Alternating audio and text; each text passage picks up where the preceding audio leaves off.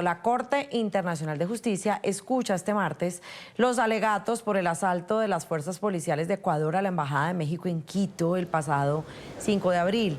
El turno de hoy es para México, que pide, entre otras cosas, que la CIJ, que el Alto Tribunal, declare que Ecuador violó sus obligaciones internacionales y que suspenda la membresía ecuatoriana a las Naciones Unidas hasta que las autoridades de ese país emitan un pedido público de disculpas. México también solicita que la Corte, que sesiona en La Haya, siente como un precedente que un país que actúe, como lo hizo Ecuador, pues será expulsado de la ONU de acuerdo con el procedimiento previsto en el artículo 6º de la Carta de las Naciones Unidas. El miércoles será el turno de la delegación de Ecuador, que presentará también sus alegatos orales ante esta alta corte, Enrique. En la noche del 5 de abril, después de varios días de tensión, hombres armados de las fuerzas ecuatorianas de seguridad invadieron la Embajada de México en la capital Quito. En un escándalo sin precedentes en la región, los hombres armados se llevaron por la fuerza al expresidente ecuatoriano Jorge Glass, a quien las autoridades mexicanas habían concedido estatus de asilado. Por su parte, el lunes Ecuador contrademandó a México ante la CIJ por otorgar asilo al ex vicepresidente Jorge Glass. Quito considera ilícito el asilo, pues alega que Glass es investigado por el desvío de fondos públicos y que sobre él pesan 2 condenas por corrupción. Es un gusto saludar, ya te vemos, Natalie Arias, exasambleísta en Ecuador, docente universitaria, académica asociada a la IEP y además economista especializada en teoría y política económica. Bienvenida a la mañana de NTN 24.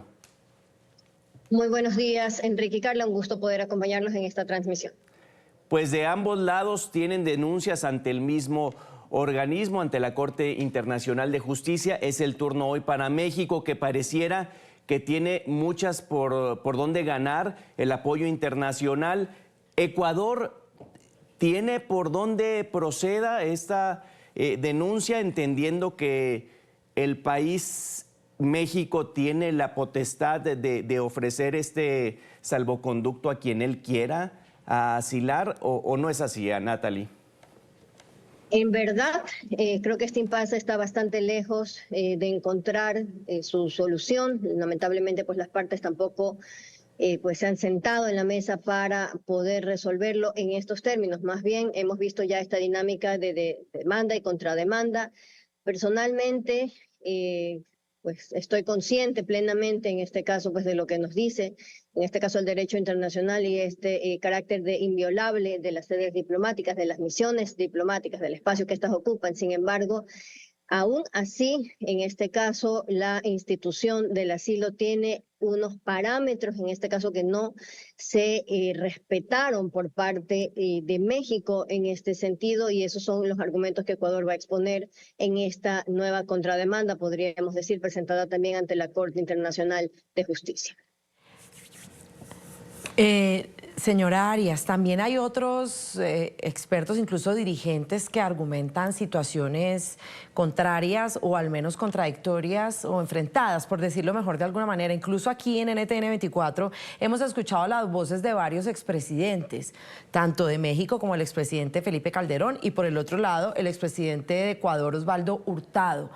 Ambos coinciden en que, digamos, que la irrupción en la embajada, pues por supuesto es una situación que puede ser cuestionable, pero por el otro lado explicable, porque esto lo que plantea es el abuso del asilo, de cómo muchos dirigentes de izquierda y comunistas o algunos otros dirigentes están abusando del asilo para darle resguardo a criminales, como en este caso Jorge Glass, con condenas, doble condena por corrupción. Ahí, ¿cómo manejar esa dicotomía de hasta dónde llegar? ¿No sería hora de evaluar entonces las condiciones del asilo para no abusar de eso y proteger criminales?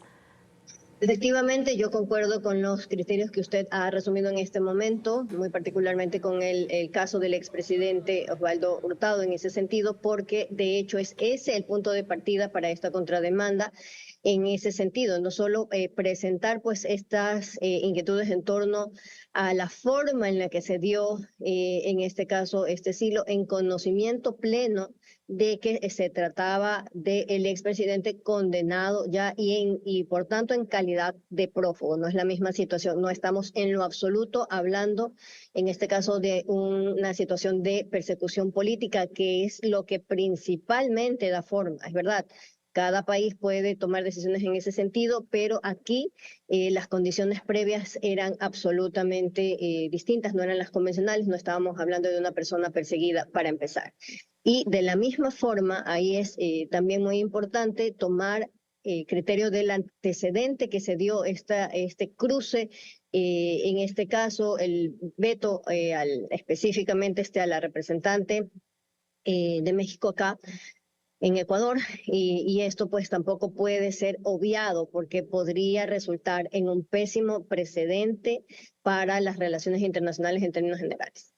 ¿Se han pervertido de pronto las funciones de estos sitios? Está el caso en Nicaragua, me decía Carla, de que asilan a Martinelli, etcétera. Natalie, no interferir en asuntos internos. Ahí es la base donde incumple leyes del Estado receptor. Efectivamente, esa es la segunda parte de la nueva demanda, en este caso presentada por Ecuador ante la Corte Internacional de Justicia, porque, insisto, a eso me refería cuando hablábamos de los antecedentes. Todo esto se fue construyendo y escaló muy, muy rápido. Sin embargo, con estos pasos, pues, con estas situaciones previas, uno puede apreciar cómo empezó esto y por qué escaló tan rápido. Exasambleísta, expliquémosle a nuestra audiencia internacional qué va a pasar ahora. Sabemos que la Corte va a escuchar a los dos países, hoy es el turno de México, mañana será escuchado Ecuador por su parte. ¿Qué podría llegar a pasar aquí o cómo se va a surtir ese proceso en este alto tribunal internacional? Esta es una de las primeras veces que se acude a la Corte Internacional de Justicia. De hecho, pues el resultado como tal en este punto es un poco difícil de prever. En este caso sí, ambos países pues tienen sus argumentos y corresponderá a este Cuerpo Internacional de Administración de Justicia el ir resolviendo en función justo de esa argumentación que estamos ya escuchando desde el día de ayer. Mañana tendremos otro espacio en ese sentido, primero con respecto a la demanda ya antes presentada por México, y el mismo proceso va a seguir la demanda presentada por parte de Ecuador. Es un poco difícil preverlo en este instante, sin embargo, creo que también este ejercicio va a ser pues también una suerte de ejercicio didáctico. La palabra se puede quedar un poco corta, pero necesario, porque vale la pena nuevamente repensar esos criterios con los que se puede generar el asilo para no distorsionarlo en el camino solo a antojos, en este caso, ideológicos. ¿Qué opinas sobre la petición de México o del Estado de Andrés Manuel López Obrador sobre expulsar a Ecuador de la ONU? Creo que es bastante excedida en este caso. Estamos plenamente reconociendo que en ese sentido pues, hubo aplicación de la fuerza, en este caso ya en territorio mexicano, dentro de la embajada, pero también reconociendo que esto se pudo haber evitado si es que no hubiéramos tenido un escenario primero de intromisión dentro de los asuntos internos de Ecuador, y de la misma forma si hubiéramos contado con esa colaboración que se solicitó a efectos de poder detener, insisto, a un ex vicepresidente ya sentenciado en Ecuador por casos de corrupción.